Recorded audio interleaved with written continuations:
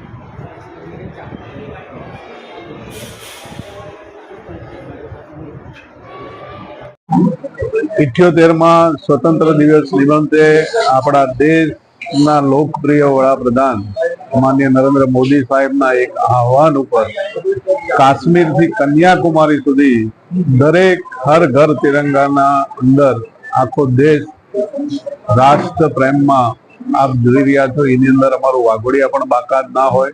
આજે વાઘોડિયાની અંદર પણ ખૂબ મોટી સંખ્યામાં ગ્રામજનો જોડાઈને આજે જે તિરંગા યાત્રા કાઢવામાં આવી છે, ખરેખર એક મોદી સાહેબના આહવાન ઉપર નાના બાળકથી લઈને વડીલ સુધી તમામ લોકો સ્વતંત્ર દિવસની ઉજવણીમાં આપ જોઈ રહ્યા છો ઉત્સાહભેર આજે સ્વતંત્ર દિવસ મનાવી રહ્યા છે।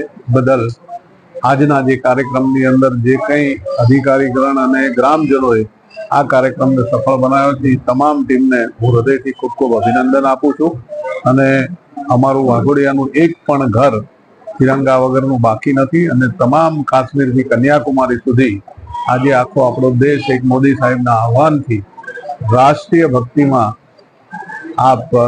ભક્તિમય બની ગયો છે। આપ જોઈ રહ્યા છો એની અંદર અમારું વાઘોડિયા પણ ખૂબ સરસ રીતે આજે તિરંગા યાત્રા કાઢીને સ્વતંત્ર દિવસ મનાવ્યો એ બદલ તમામનો હૃદયથી હું ખૂબ ખૂબ આભાર માનું છું.